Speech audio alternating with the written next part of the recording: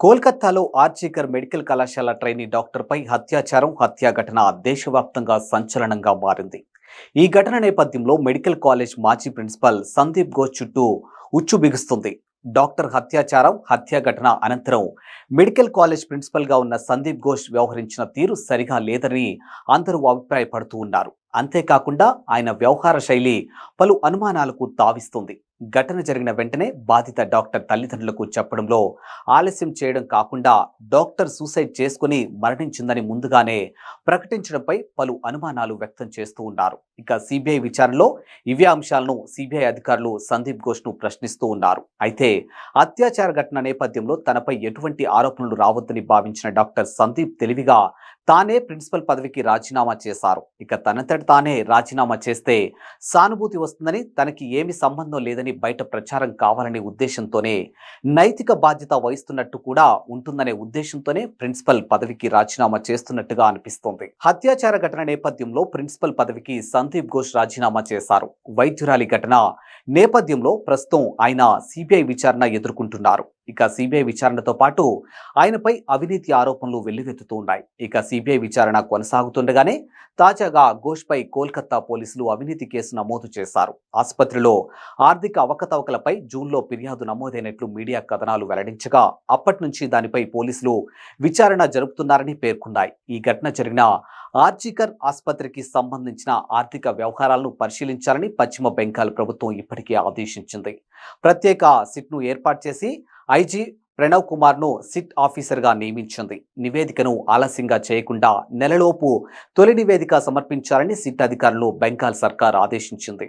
Doctor Sandeep Ghosh ఆసుపత్రికి సంబంధించిన ఆర్థిక వ్యవహారాల్లో అక్రమాలకు పాల్పడమే కాకుండా బయోమెడికల్ వ్యర్థాలు, వైద్య సామాగ్రిని కూడా ఇతర దేశాలకు రవాణా చేసి సొమ్ము చేసుకున్నట్లు ఆర్జికర్ మెడికల్ కాలేజ్ మాజీ డిప్యూటీ సూపరింటెండెంట్ అఖ్తర్ అలీ ఆరోపించారు. వాటితో పాటు క్లెయిమ్ చేయని మృతదేహాలను విక్రయించడం సహా అనేక చట్టవిరుద్ధ కార్యకలాపాలకు పాల్పడ్డారని ఆరోపించారు. ఓ జాతీయ మీడియాకు ఇచ్చిన ఇంటర్వ్యూలో ఆయన పలు ఆసక్తికర విషయాలు వెల్లడించారు. అఖ్తర్ అలీ గత ఏడాది వరకు ఆర్జికర్ కళాశాలలోనే పనిచేసి ప్రస్తుతం Murshidabad deputy medical college superintendent గా పనిచేస్తున్నారు ఆయన. ఇక సందీప్ ఆకడాలపై ఉన్నతాధికారులకు గతంలోనే ఫిర్యాదు చేసినట్లు ఆయన తెలిపారు. ఆసుపత్రిలో వినియోగించిన సిరంజీవులు, సైలెంట్ బాటిల్స్, రబ్బర్ గ్లౌజులు వంటి బయోమెడికల్ వ్యర్థాలు ప్రతి 2 రోజులకు ఒకసారి 500 కిలోల వరకు పోగయ్యేవని, వాటిని ఇద్దరు బంగ్లాదేశీయుల సాయంతో బంగ్లాదేశ్కు రవాణా చేసి రీసైక్లింగ్ చేయించేవాడని పేర్కొన్నారు. ఇక అఖ్తర్ అలీ డాక్టర్ సందీప్ ఘోష్ చేస్తున్నటువంటి చట్ట విరుద్ధ కార్యకలాపాల గురించి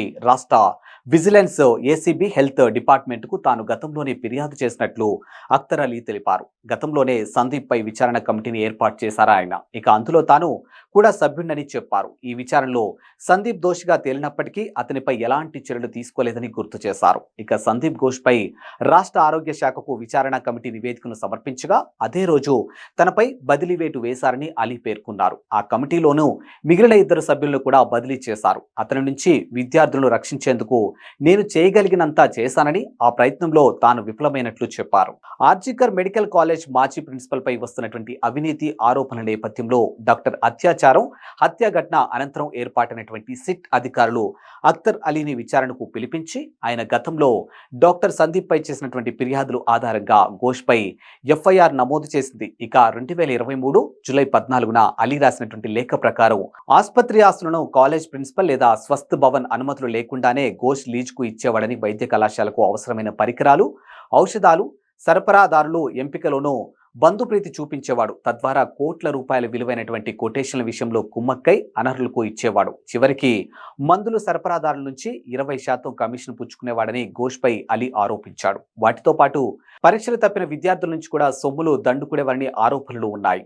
కాలేజ్ వ్యవహార శైలి కాకుండా ఇంట్లో తాను వ్యవహరించిన తీరు కూడా ఆమోదయోగ్యంగా లేదు. ఇక డాక్టర్ సందీప్ ఘోష్ తరచూ భార్యపై అమానవీయంగా దాడికి పాల్పడినట్లు ఆరోపణలు ఉన్నాయి. ఆమె సిజేరియన్ చేయించుకుని బిడ్డకు జన్మనిచ్చిన 14 రోజుల తర్వాత ఆమెపై ఘోష్ తీవ్రంగా దాడి చేసినట్లు ఆయన ఇంటి పొరుగువారు ఉన్నవారు చెప్తున్నారు. ఇక దాడి చేసిన సమయంలో ఆమెకు కుట్లు పగిలి తీవ్ర రక్తస్రావమైనట్లు స్థానికులు పేర్కొన్నారు. ఇక ప్రతి కుటుంబంలోనూ గొడవలు, చిన్న చిన్న తగాదాలు ఉంటాయని భావించి స్థానికులు అవి కాస్త శృతిమించడంతో సందీప్ భార్య పరిస్థితిని చూసి స్థానికులు జోక్యం చేసుకున్నట్లు చెప్తున్నారు. ఇక వారుంటున్నటువంటి వీధి మొత్తం ఏకమై డాక్టర్లు సందీప్కి వ్యతిరేకంగా ఆయన భార్యకు అనుకూలంగా ఆందోళనకు దిగినట్లు స్థానికులు చెప్పారు. ఇక చుట్టుపక్కల వారితో కూడా అతడు సక్రమంగా ప్రవర్తించేవాడు కాదని ఆయన ఇరుగు పొరుగు చెప్తూ ఉన్నారు. ఇంత అవినీతి ఆరోపణలు ఎదుర్కొంటున్న డాక్టర్ సందీప్ ఘోష్ ఎవరు అనే అంశంపై అందరూ ఆసక్తిగా సెర్చ్ చేస్తూ ఉన్నారు. ఇక డాక్టర్ సందీప్ ఘోష్ పశ్చిమ బెంగాల్లోని బాంగావ్కు చెందినటువంటి వ్యక్తి. ఇక డాక్టర్ సందీప్ ఘోష్ 1989లో